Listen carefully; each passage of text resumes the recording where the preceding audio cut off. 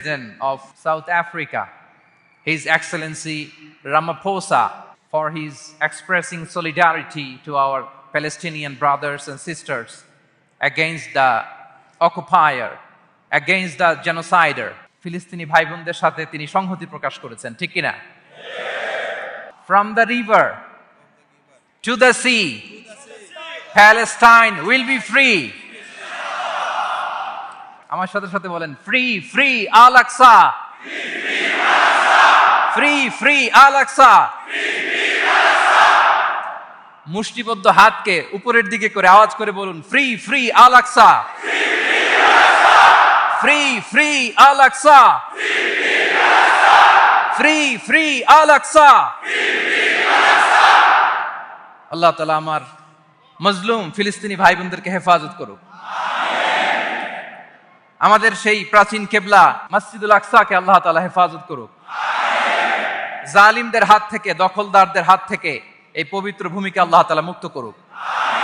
আওয়াজ করে সবাই পড়ুন আমিন। সুবহানাল্লাহ। আপনাদের সাউথ আফ্রিকা দেখে তো আমি অবাক।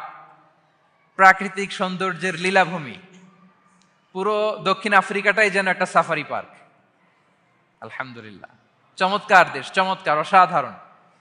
এই 3-4 দিনের অভিজ্ঞতা আমি যেটা দেখলাম, একটা চমৎকার ভূখণ্ডে আল্লাহ তাআলা আপনাদেরকে কবুল করেছেন। আমি জানতে পেরেছি যে এখানকার অধিকাংশ ভাইয়েরা ব্যবসায়ী।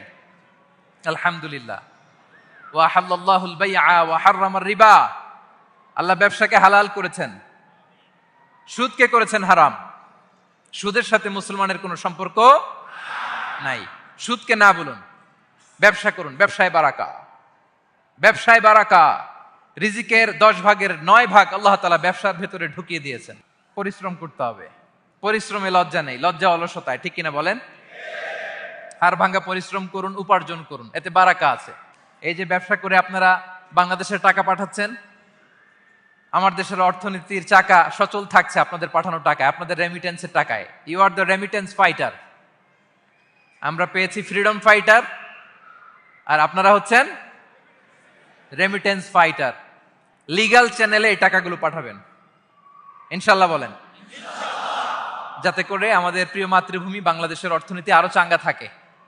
এত ঝড় ঝাপটার পরেও আমাদের বাংলাদেশের অর্থনীতি কিন্তু নিচে নামে নাই।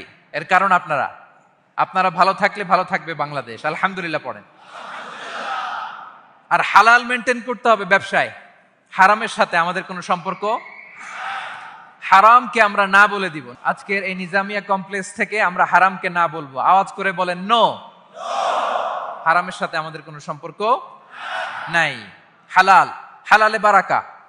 হালাল অল্প হইলেও এর মধ্যে বরকত ঢুকায় দিয়েছে কে? বিষ্ণু ইসা ইসলাম বলেন, যেই দেহ হারাম খেয়ে বড় হয় ওই দেহ আল্লাহর জান্নাতে যাবে না। লা ইয়াদখুলুল জান্নাতা জাসাদুন গুযিয়া বিল হারাম। হারাম খেয়ে বর্ধিষ্ণু দেহ আল্লাহর জান্নাতে ঢুকবে না। মক্কাতুল মুকাররমাতে এক লোক কাবা তাওয়াফ করতেছে আর ইয়া রব, ইয়া রব বলে আল্লাহর কাছে দোয়া করতেছে। সাহাবারা তো অবাক, এই লোকের দোয়া তো আজকে কবুল হয়ে যাবে, এ তো আজকের সব সওয়াব নিয়ে যাবে। বিষ্ণু ইসা ইসলাম বললেন, ওয়া মাতআমুহু হারাম। তার ইয়া রব, ইয়া রব আর চোখের পানি দেখে তোমরা অবাক হয়েছো, কিন্তু ও যা খায় এটা হারাম খায়। ওয়া মাশরাবুহু হারাম, যা পান করে হারাম। মালবাসুহু হারাম, ওর গায়ের জামাটা হারাম। ওয়া গুযিয়া বিল হারাম, খাবার দাবার সবই হারাম। ফাআন্না ইউস্তাজাবু লাহ, তার দোয়া কেমন করে কবুল হবে? জিহাদের ময়দানে যে সাহাবী সর্বপ্রথম তীর মেরেছেন তার নাম সাআদ ইবনে আবি ওয়াক্কাস রাদিয়াল্লাহু তাআলা। তিনি বিশ্বনবীকে বললেন, ইয়া রাসূলুল্লাহ উদুল্লাহ আইয়াজআলানি মুস্তাজাবাদ দাওয়া। হে নবী, আপনি আমার জন্য দোয়া করেন আল্লাহ যেন আমাকে মুস্তাজাবুদ দাওয়া বানায়। মুস্তাজাবুদ দাওয়া মানে এমন ব্যক্তি যে ব্যক্তি দোয়া করতে দেরি কিন্তু সে দোয়া কবুল হতে দেরি হয়। বিশ্বনবী বললেন, ইয়া সাআদ, তোমার মুস্তাজাবুদ দাওয়া হওয়ার বড় শখ। আতিব মাতা আমাক, যেটা খাবা হালাল খেও। তাকুন মুস্তাজাবুদ দাওয়া, যেটা খাবে হালাল খেও, হালাল খেলেই তুমি মুস্তাজাবুদ দাওয়া। Your food should be halal, your drinks should be halal, your fashion should be halal, your entertainment should be halal. আপনার সব হালাল হইতে হবে। আল্লাহ তৌফিক দান করুক। পড়েন।